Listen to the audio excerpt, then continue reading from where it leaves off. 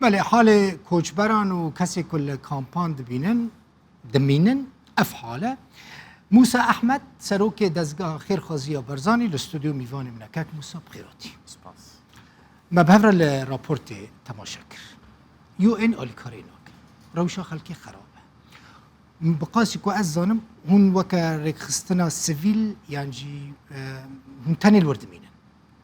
اف پرسکری که کوچبران چاو چاره سرده به هر وی اوها بردوام بکن ما دوی هیامی بوری دا يعني هم برپسیار ایکی عراق یو ان اس سی آر و برپسیار کردستان یو ان اس سی آر دیتنا ما كومبون به هفرا کرینه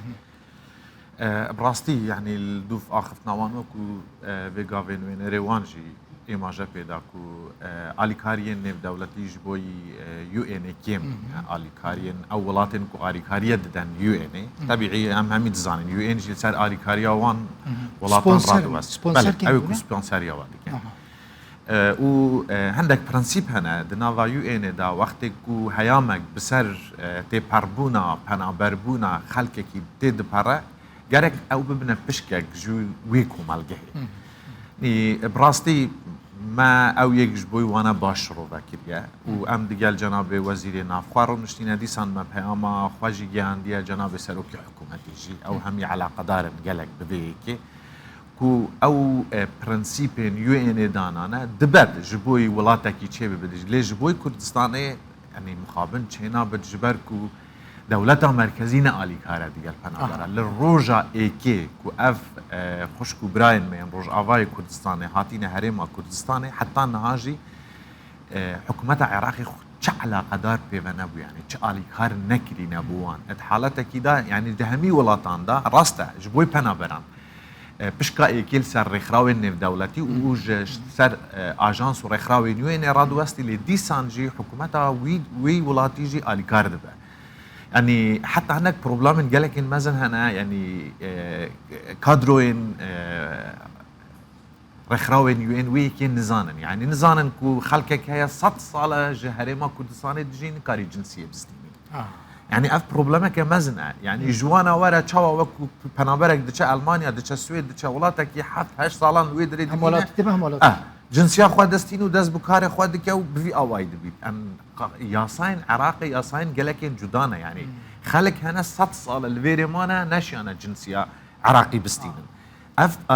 بنابرجي ديسا بوي اواينه وبلي وهنديج يعني حكومتها عراقي جاران اعلانات عندك بشتي او اعلانات كو وزير دارایی آبوری عراق اعلان کردی کو دهات وان د 5 سال رابوری دا چقاز دهات وان نفته بوی اوای نبوده وقت تو وی کی اعلان دکی الیکارین نف دولتی تبعی گلکیم دبن کردستان جی پشک عراق تزان و افهمی گمبونال سر چیل سر روشا پنابرین ما ین آوارین ما مخابن لویدری ما پیشنیاره وی کی کریه کو بدیل تنک مسبب ورنه مثلا یو ان کاره اما پیوندی یو ان جی دکاره چاوان کاره یو ان بیجه پره من نمان یو ان جی دکاره چونکو افدره نجه کی وقتیاش جهانه نجه کی وقتیاش ج کنال راگاندنه یعنی بدهان قنصلوس آنها ین وان ولاتا او ان کو سرکینه دا آلی کاری کردنا یو ان دا آنها قنصلیا وان ویدری هنه ما پیشنیار جوان را کریه کو کمبونه که برفره چه بکن جناب براوی یعنی زانی تشتک هیا گلک تشل جمع هناس نظانم چند وقتی مهیا تشتک هیا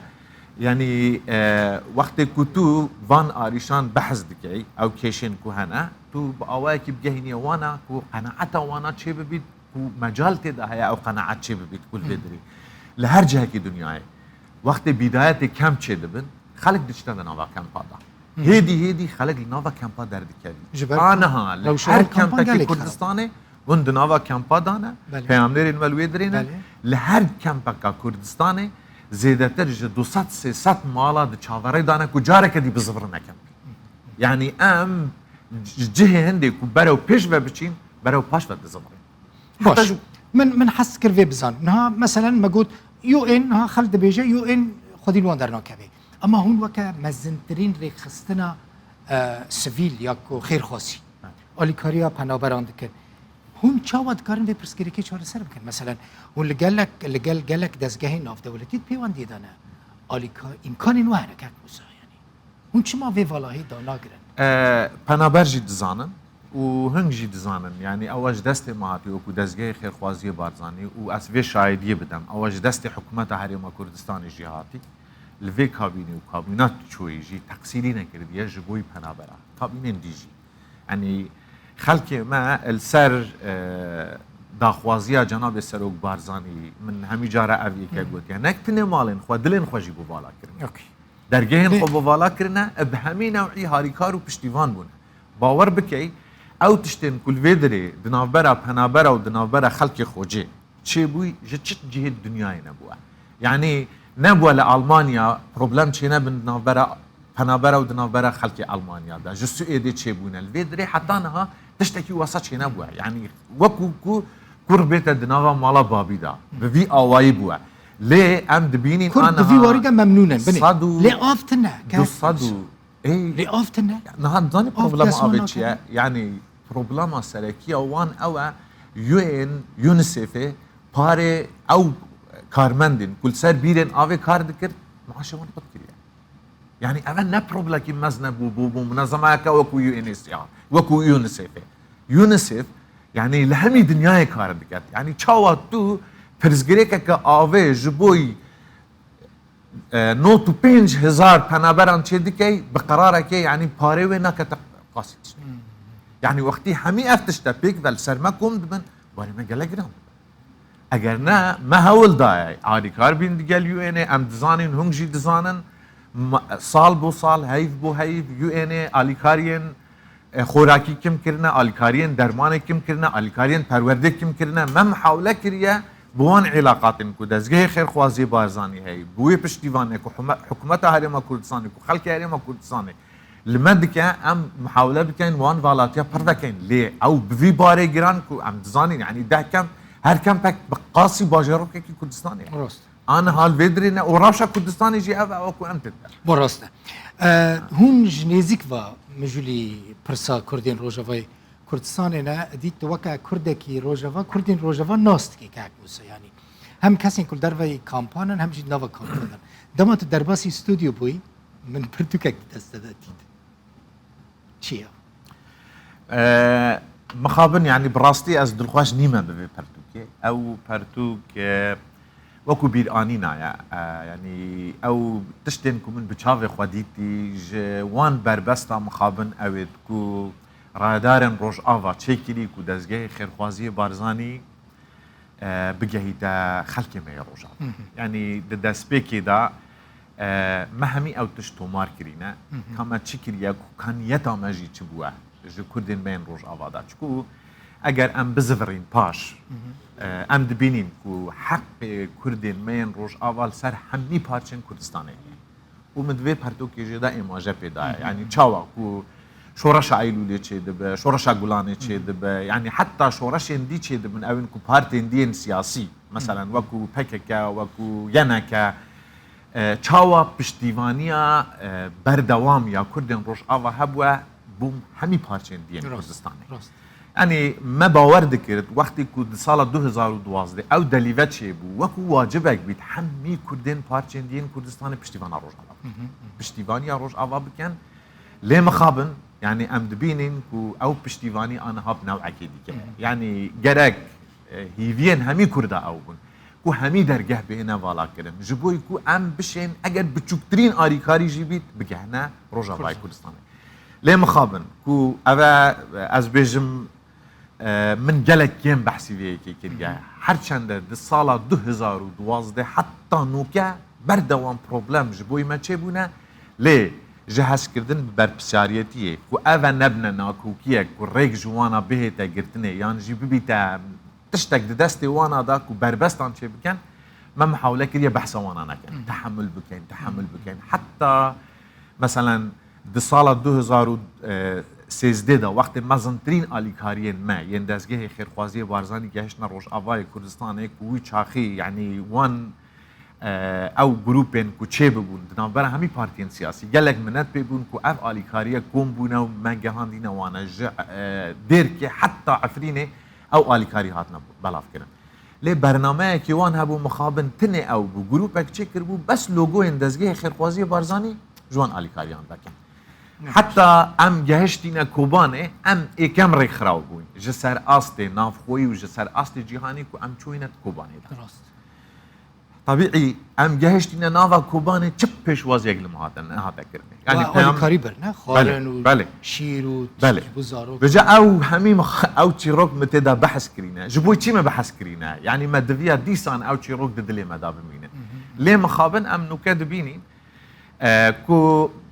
جلك جارا بحث دزگی خیرخوازی بارزانی کن دزگی خیرخوازی بارزانی لبنگلاديش هي دزگی خیرخوازی بارزانی لسودان هي دزگی خیرخوازی بارزانی لولات دين کو پروبلم تیدا چه دبن بوناوان هیا چما جروج آوا بوی آوای برچاو نینه یعنی چما اوفیس کوانا ج روج آوای کردستان منتخازن اوفیس ما چی روکا اوفیس خواه نویسیه چپ سری ما آنیه بس کو ام رکب دنما کو اوفیس اکوابی طبیعی دوان هیا مانده یعنی علاقات ما وکو تجی ما جا پیدا دقل رخراو النف دولتي قالك برفره بونا يعني امش ياينا ثقتك دنابرا خو دنابرا رخراو النف دولتي دا چه بكين كو كار انساني اساسي وي ثقتها بتشوا وي ثقتي چه ديكي يعني قالك جوار خراوان هبو انا هانيه انا هكاك بالبخين وفيسا دزگي خوازي بارزاني ل قامش لو لديركي لجهه كيفا بيت بهزاران تنين اليكاريا دقهنا ويد سديسات يعني انا ها بارين حاضر جي هنا امكانيات دراويين حاضر هنا بگين روجا بق وفيسا وان لويدري بلي وقت عند بيجين هنك هرنا ويرد بيجين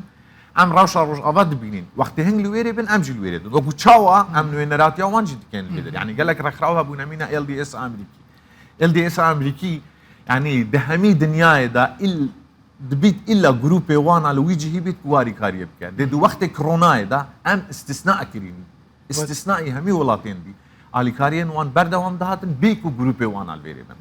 بجمع بحسي واخا ما كريا مخابن اويد كوب سري مهاتي لما بخواج بو وكو تشتكي ديروكي جبوي خلقي خوي روج افاي كردستاني وبري خلقي روج افاي كردستاني بو خلقي خوي باشير كردستاني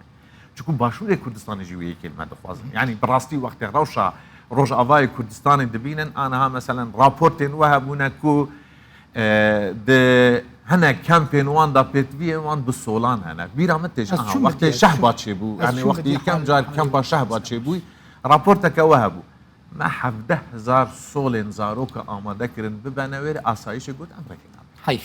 حيف براستي حس از ويش ترى بيجم كاكنس اوفيسا والورتنا بيجي كردين روجافاج وحز دكن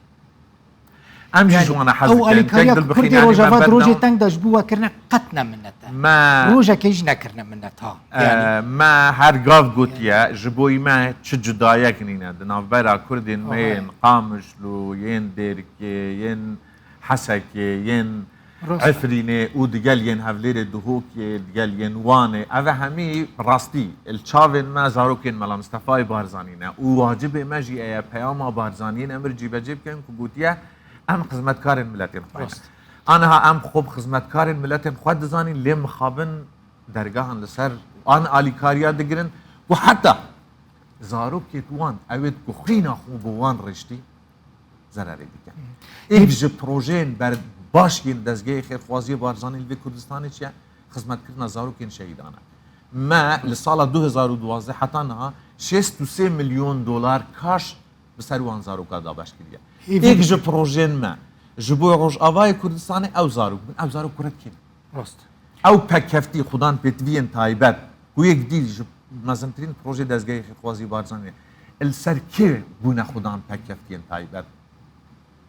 جوان شارين كوتشيبو سادس ما دفي بتشين خدمات اوان كان اللي مخابط هي فيدكم ري ورا فاكرين هون علاقتها بسياستنا هون دزقاك خير خوازنا ريفا بريا خسر ري بداوا هون بتشن لكوباني لقامشلو لديريكي اوفيسين خفاكن اف اليكارين كل جمع هنا هم بيجين خلك روجافاي كرساني علاقتها سياستها بتشتت تنا ليز ديسا دبيجم هر اوفيسا والورتنا بجي دلي خلكي برا جوا حزدك كتابه ببينم كاك موسى مرة كده مراقب راستي اف برتوك هر دمه لقل روجافا هميشه لقل روجافا يعني بسوراني هي واتكاري نشان بدي كيجان كاميرا ببينن اف برتوكا موسى احمد باش درد كذينا